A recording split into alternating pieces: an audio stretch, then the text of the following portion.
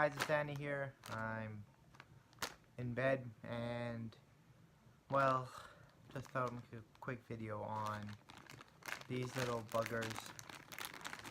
I don't know what you guys call these, but these are these little cushions that go on the compressor legs, in which they are bolted down to the base of the condensing unit for a good, secure compressor.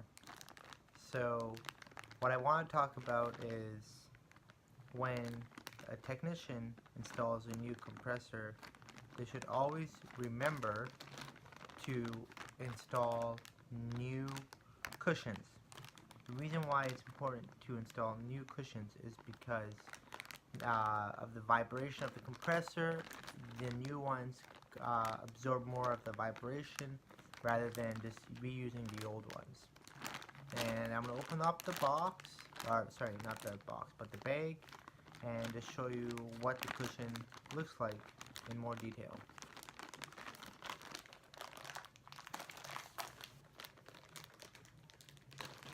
Too lazy to get scissors, so just bear with me.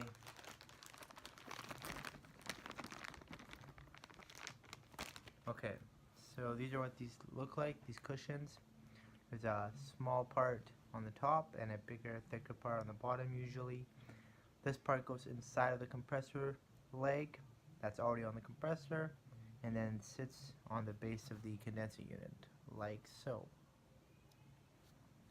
Now, these cushions also come with these little spacers, which are also equally as important to be installed every time you install these cushions.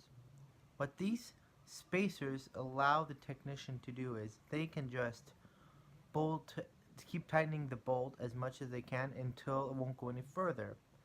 That way it ensures that the compressor has the right amount of play with the cushion and you are not doing any harm to the compressor vibration. So you get 4 of these in a pack, 4 spacers and 4 cushions obviously.